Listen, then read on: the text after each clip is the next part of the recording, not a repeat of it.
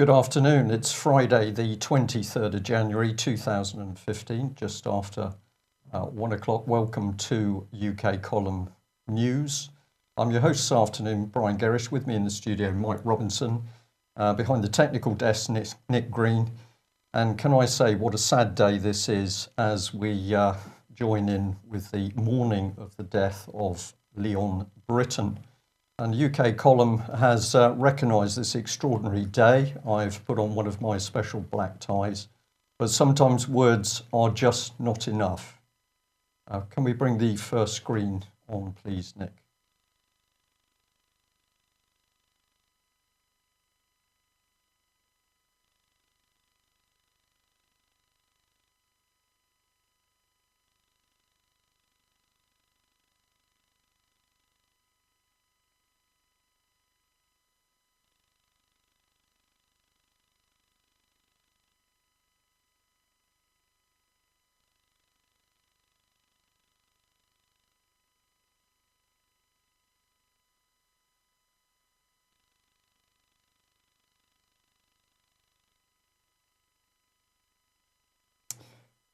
Well, there we are. Some very, very sad comments and, of course, tremendous praise by members of the British government, both serving and former, all mourning the death of Leon Brittan and, of course, totally ignoring the fact that we still have not got a full and independent inquiry into the abuse of children in UK. And, of course, we really need to look at the parts that Mr. Brittan played in helping to ensure that there was no inquiry into the abuse of children in UK.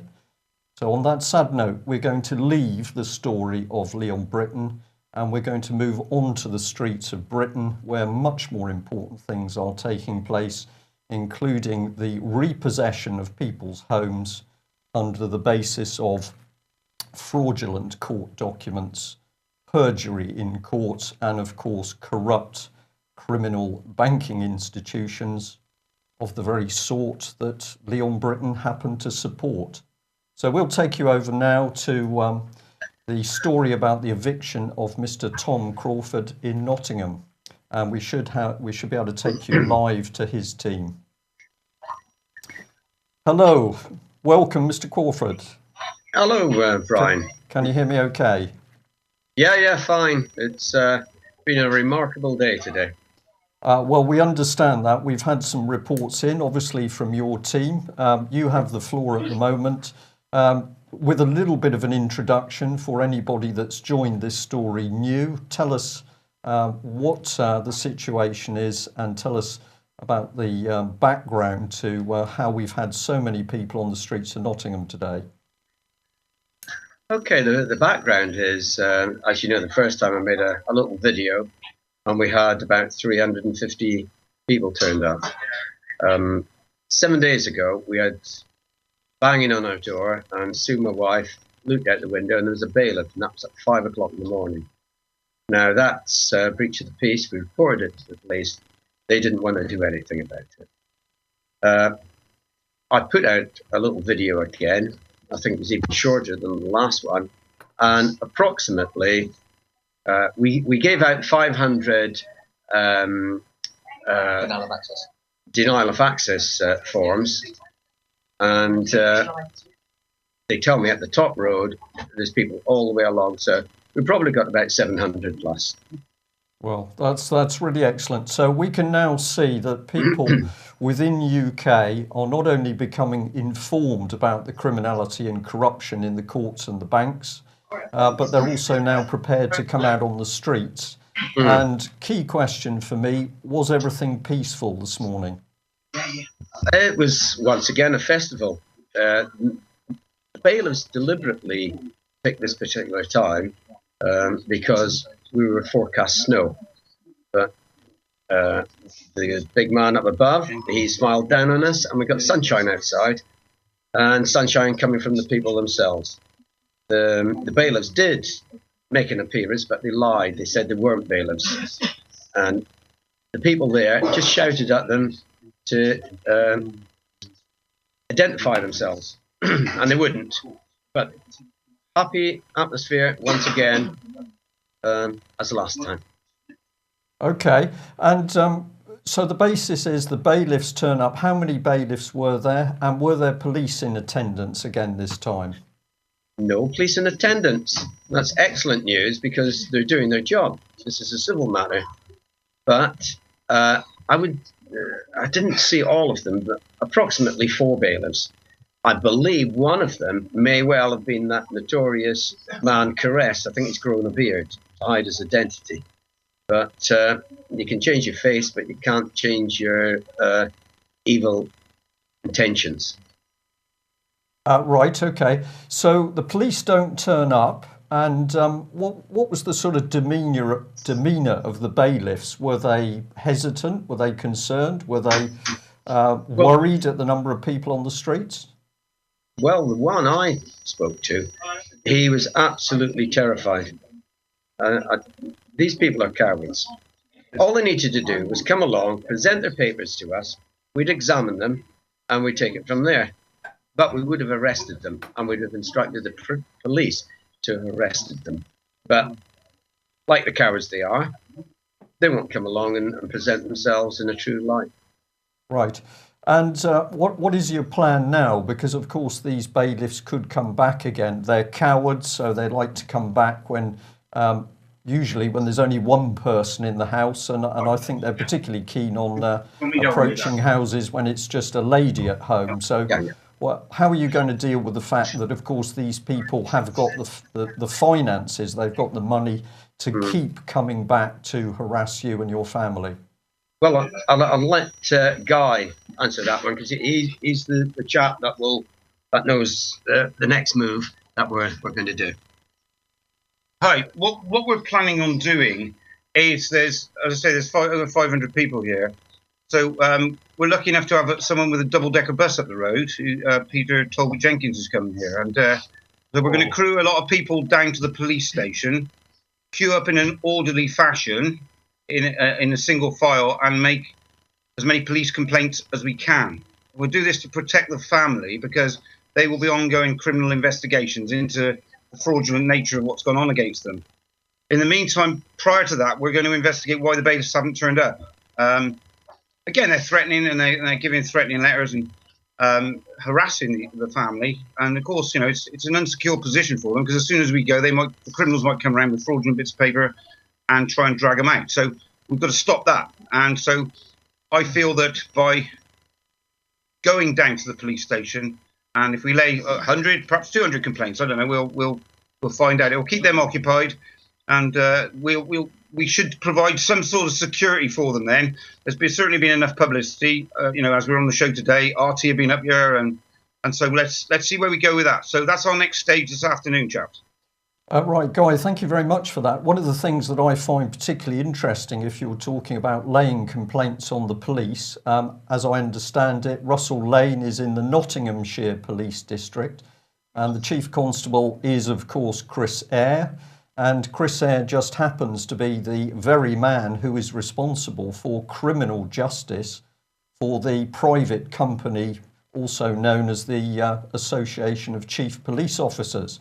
So we've got the very interesting situation that Chris Eyre, one of the top police officers in Britain, seems to be doing the right thing with regard to dealing with the public in this case. But as we will be reporting shortly, his police officers have been harassing and intimidating child abuse victims.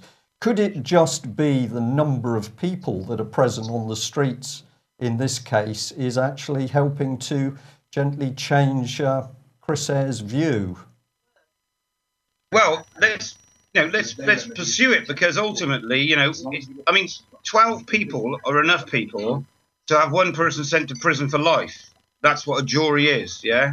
Well, we've got 10, 20, 30, 40 juries here today. So if we've obviously got an opinion on something and we're the public. So, let's pursue that and let's pursue these angles because we're not going to get any justice through. We've gone down all the protocols of reporting things to the police individually, and they basically say, sod off, you and whose army? Well, here's the army, the British public are here. So we'll do it all in an orderly fashion, And let's pursue these angles while we've got the sway of public support. And it's only going to get more. It's only going to get more. People are meeting here today or communicating about their own individual problems. And so let's just keep the numbers up and keep the pressure on.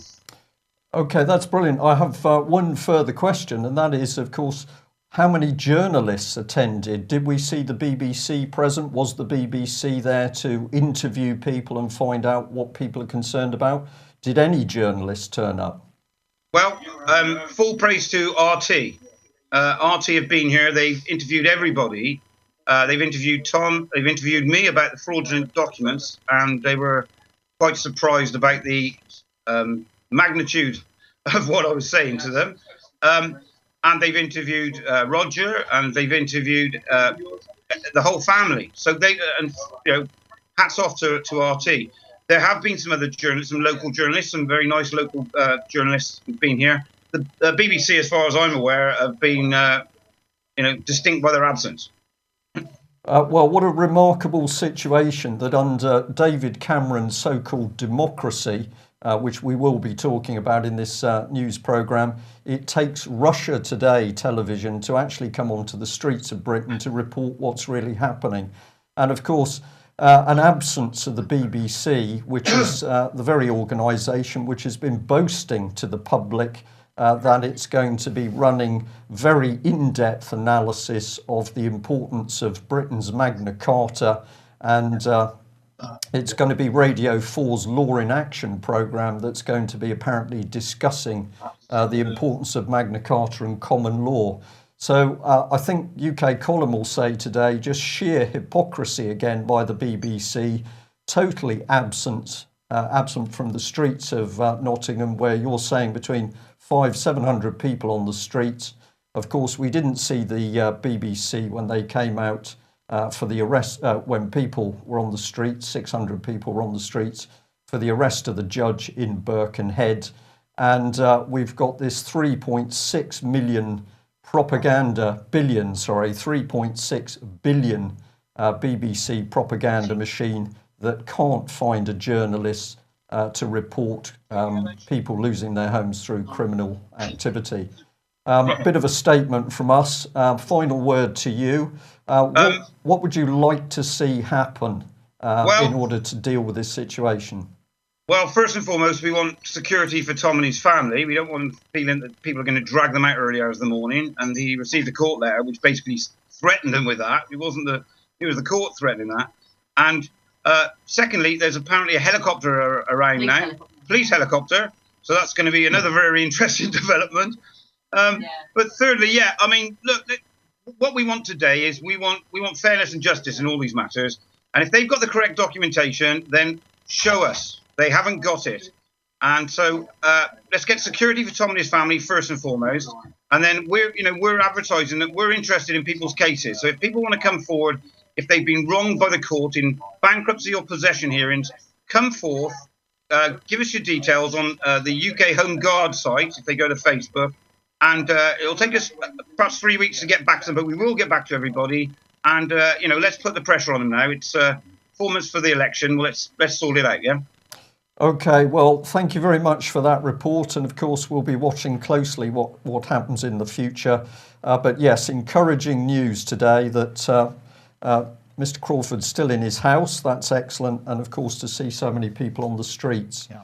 I've just got a little historic. So thank you very much for joining us. We'll move on with the rest of the news now. I've got a little historic picture. These were some of the demonstrators that were outside the property last time. Banners and supporters. There we are outside of Tom and Sue Crawford's home in Russell Lane, Nottingham. And UK Column tweeted out as soon as we knew that we understood it was just 500 peaceful members of the public had seen off the bailiffs. And of course, we've included BBC News and Chloe, the lady from the BBC who was interested in the Magna Carta. If you do tweet that particular BBC reporter, make sure you get the right tweet handle because there are several ladies of the same name. What's the solution? Well, of course, it's this. It is the British Constitution Group. It's reclaiming our common law. And as we are saying for our spring conference at the end of February, it is the time for action. Do you think, Mike, we've just seen that on the streets of Nottingham? I think we have. Okay, well, we'll depart from the reality of people having their homes stolen, and there are tens of thousands of homes being fraudulently repossessed across UK as we speak. Let's return to the quasi-reality, of course, of the mainstream press and the very, very sad news of the death of Leon Brittan. So we'll just recap those wonderful comments, the praise from Prime Minister David Cameron, that Mr. Leon Brittan had been a dedicated and fiercely intelligent public servant, distinguished service, Chief Secretary to the Treasury, Home Secretary, really glowing man. And we're going to say UK column mourns the loss of Leon Brittan. And of course, the fact that the evidence of Westminster child abuse just happens to go with him. Well, here he is. Let's have a closer look at the man. We think it is a proud achievement that Leon Brittan was the man who lost not one, but several dossiers compiled by Conservative MP Geoffrey Dickens. What was Mr. Dickens bravely speaking out about paedophiles in Parliament. But not to worry, because Leon Brittan achieved a lot, particularly as Vice Chairman of UBS Investment Bank. But of course, he was also a trade advisor to Prime Minister David Cameron after the coalition government was formed in 2010. We think he was a traitor effectively in that he was a dedicated Europhile. Remember that the European Union still has not produced any fully audited accounts. And he went on to spend a decade in Brussels as a European Commissioner. What he would have been doing, of course, was helping to undermine the sovereignty of Britain as a nation state.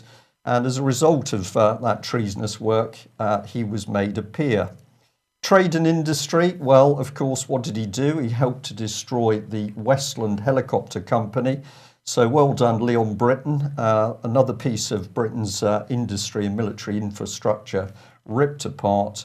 And finally, with great skill and diligence and intelligence, we recognise this man was endowed with every benefit possible for a human being.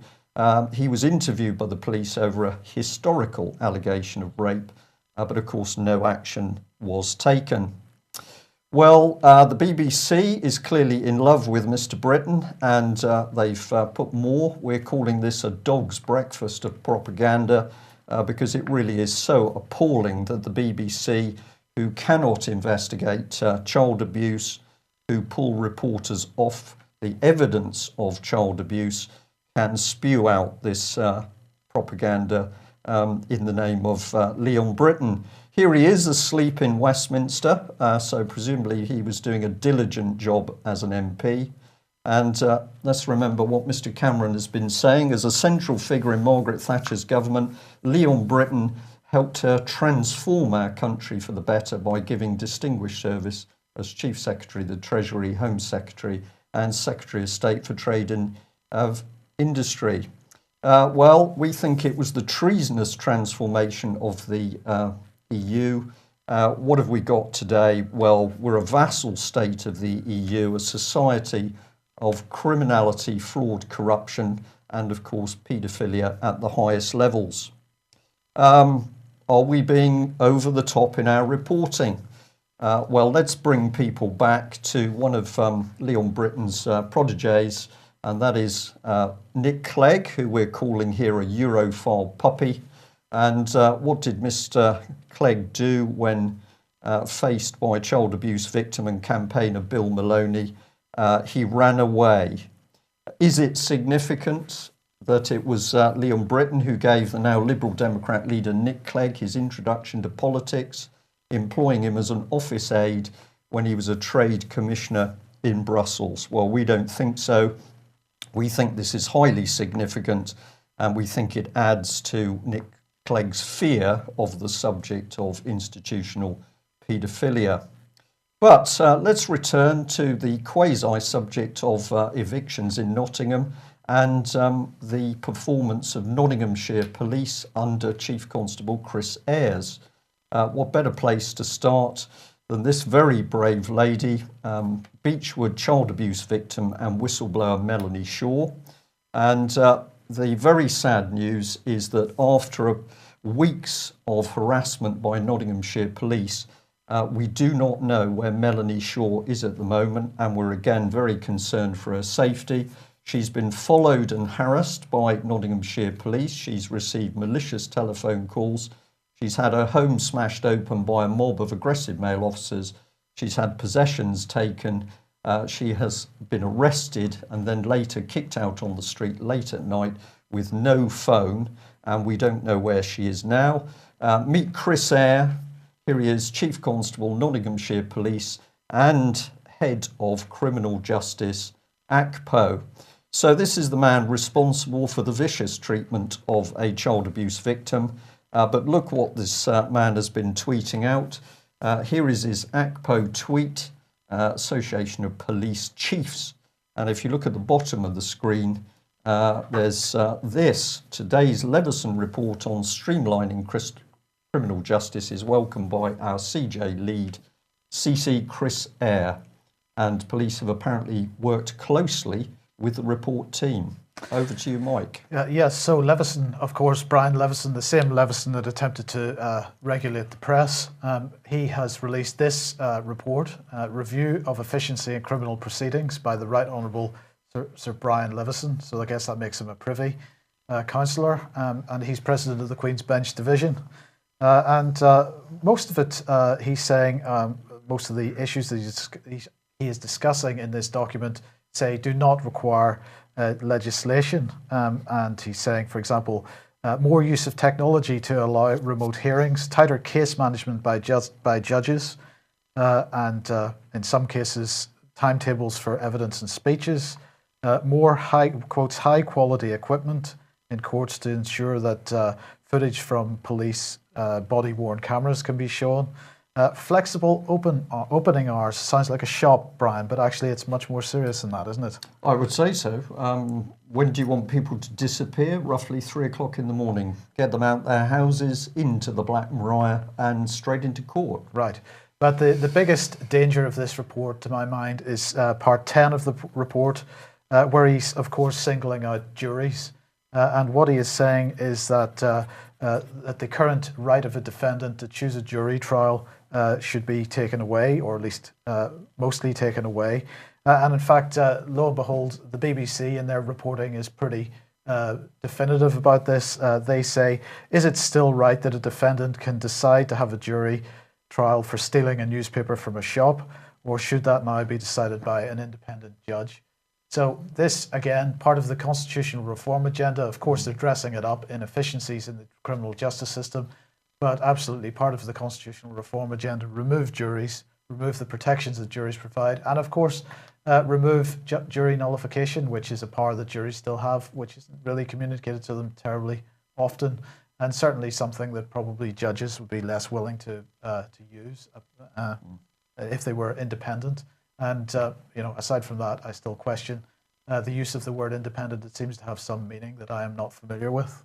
Absolutely. And, of course, we just need to remind ourselves that Lord Leveson has hopped from pushing state control of Britain's press and media under the Leveson inquiry into the press and media.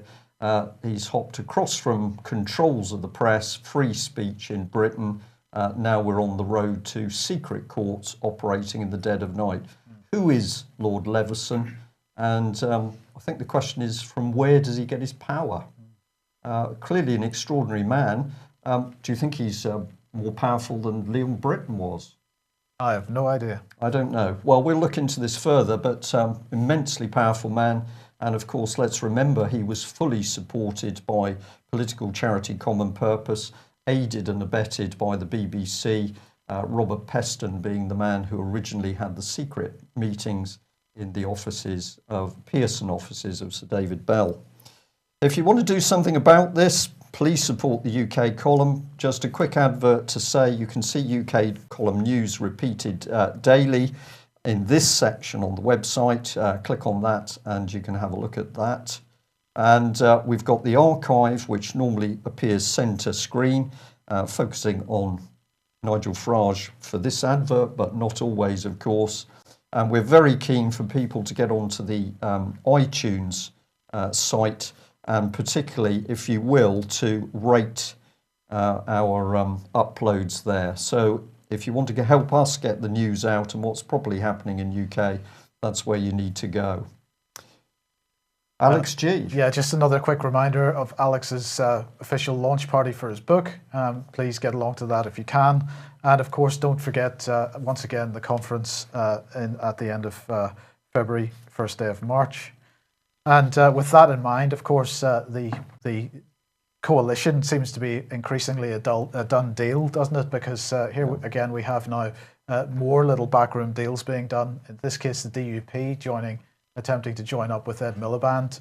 So basically, it looks like the notion of a coalition is a done deal, and now they already, before any result has even been announced, before anybody has cast a single vote, we're already making alliances and with a view to who's going to form the next government. Well, it was Julia Middleton, Chief Executive of the political charity Common Purpose, who is quoted as saying she wondered whether people knew whether people had sufficient guile to help form the coalition. And it was interesting that her statements were actually made before the existing coalition was in power. Yeah. Okay, well, probably if we're looking at Miliband and talking British politicians, we should be talking war. Well, indeed. And while the sort of Ukrainian war has dropped off the radar as far as the British press is concerned, they're certainly not pushing it as a major agenda item at the moment. Nonetheless, the violence continues. So in Donetsk, in the last day or so, 13 people killed as a mortar hit a bus. And this continues to go. The context of this, of course, is that there's been a foreign ministers meeting between Russia and Ukrainian foreign ministers that was held in Berlin on Wednesday night. And they were calling they were basically trying to organize that the Ukrainian and Russian-backed rebels, as it's described in the mainstream press anyway, should pull back from this conflict. But of course, that isn't happening. But in order to defuse this situation, according to Defense News at least, the United States is sending troops to the Ukraine. Lieutenant General Ben Hodges, who's the head of the US Army Europe, he announced on a visit to Kiev on Wednesday that American soldiers will deploy to Ukraine this spring to begin training 4 companies of the Ukrainian National Guard. So now the United States are going in to train Ukrainian troops, which of course is going to defuse this whole situation. The Defense News article says that funding for the initiative is coming from the congressionally authorized Global Security Contingency Fund, which is requested by the Obama administration in the fiscal 2015 budget to help train and equip the armed forces of allies around the globe. Sorry, but in the meantime, if we look at the Bulletin of the Atomic Scientists, of course, they have the famous clock, which last year was saying 6 minutes to midnight, has moved forward 3 minutes. They've just announced this. So this was originally founded in 1945 by University of Chicago scientists. These were the scientists that helped to develop the first atomic weapons for the Manhattan Project. And they decided that they would create the Doomsday Clock in order to give an overview of how they felt, or how dangerous they felt the global situation was. So they've moved it forward to 3 minutes to midnight, and they are blaming unchecked climate change, global nuclear weapons modernizations, and outsized nuclear weapons arsenals. They're saying these pose extraordinary and undeniable threats to the continued existence of humanity. Well, they go on to say that world leaders have failed to act with the speed or the skill required to protect citizens from potential catastrophe. And I would just say that I disagree with that statement, that global leaders have failed to act. The situation is much more serious in my view, because global leaders are directly organizing for war. So I just wanted to highlight this once again, because this is the Treaty of Westphalia that was written following the 30 Years' War. And what it says, the first clause of that treaty says, and this is the treaty which basically established modern nation states. The first clause of that treaty says that there shall be a Christian and universal peace, and a perpetual true and sincere amity, that this peace and amity shall be observed and cultivated with such a sincerity and zeal that each party shall endeavour to procure the benefit, honour, and advantage of the other, and thus on all sides they may see this peace and friendship flourish by entertaining a good and faithful neighbourhood. And I just once again want to compare that with what the Chinese president, who's supposed to be a nasty communist, has said last year during the BRICS conference. He said, history tells us the law of the jungle isn't the way of human coexistence. Every nation should obey the principle of equality, mutual trust, learning from each other, cooperating and seeking joint benefits for the construction of a harmonious world, sustained peace and joint prosperity. And those, to my mind, those two quotes really demonstrate the same kind of thinking. On the other hand, in the State of the Nation address on Tuesday, President Obama said, but as we speak, China wants to write the rules for the world's fastest growing region, that would put our workers and businesses at a disadvantage. Why would we let that happen? We should write those rules. And it was really, if you look at the State of the Nation speech as a whole, it was a really pretty, he was banging the war drums pretty hard.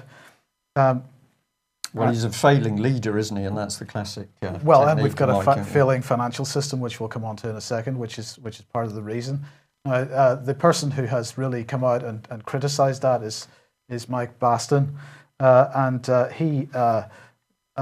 Mike Baston is a visiting professor at the University of International Business and Economics in Beijing. He's also a senior lecturer on marketing at Southampton Solent University School of Business, and he wrote in the China Daily. This was breathtakingly hypocritical. Once again, it is to China that attention should be paid for genuine diplomacy and international engagement aimed at strengthening the world economy. Sadly, it's to the US where one needs to look no further for a culture of bullying and belligerence towards often smaller and weaker nations. I really couldn't agree more. Really pretty dangerous situation. Yeah. And Western leaders, of course, the people that are really hyping this up, and the special relationship is part and parcel of that. Yeah, interesting and very, very dangerous times. Well, if it's dangerous overseas at 3 minutes to midnight, it's even more dangerous in UK, because this is the Stasi state that David Cameron's Conservatives are unleashing. And thank you to the viewer who sent in this. This is a poster from a workplace. Are you concerned about someone travelling to or returning from Syria or another conflict zone? Are you worried about someone showing signs of being radicalised? Then call 101. So here we are. Get British people to spy on each other.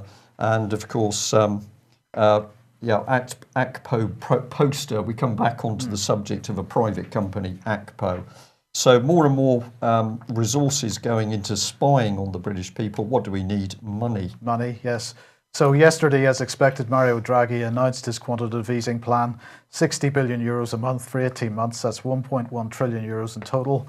The BBC last night explained that what was happening was that there was no need anymore to print physical cash. That Draghi had the ability to create electronic money and hand that over to the banks in the hope that they would lend it out to the real economy. The banks, of course, no intention of doing any such thing. The reality is that quantitative easing has nothing to do with Eurozone deflation, which is how it's being presented. It is a bailout, no more and no less. But what's interesting is that the purchase of the bonds, which is how this works, is going to be mainly the responsibility of each individual nation's central bank, not the European Central Bank itself. So the ECB is only going to process about 20% of these transactions. The rest have to be done by national central banks, which means that, of course, the terms of each of these deals is different for every country. So what happened to a single currency and a single economic system? Almost immediately, SocGen, Société Générale, the big French bank, well, they were sent out just like Oliver Twist to say, please, sir, we want some more, because they say that this amount of money is only a third of what's needed. So basically, in other words, it isn't going to solve anything with regard to the solvency of Eurozone banks. It merely delays their demise. And as expected, the value of the euro fell.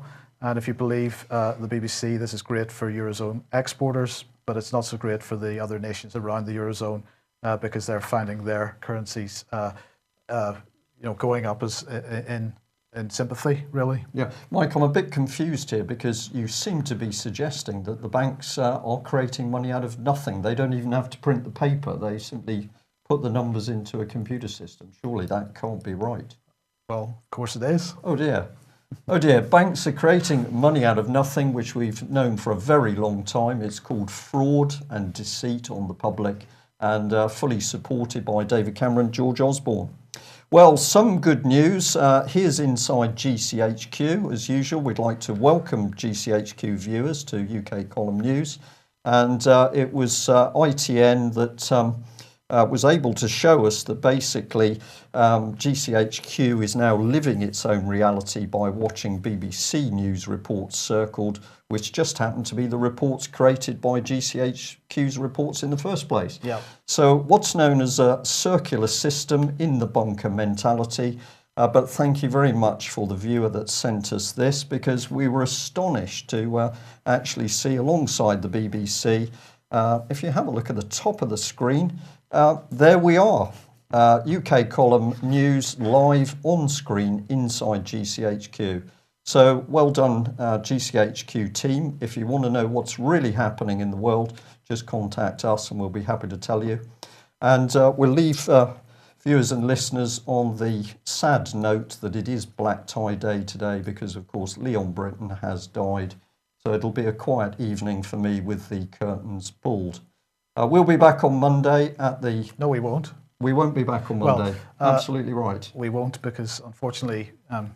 Unfortunately, we have some other commitments. Yeah. Thank you, Mike. So we'll be joining viewers and listeners again on Tuesday at 1 o'clock. So thank you for that. Stay with us. Bye-bye. Bye-bye.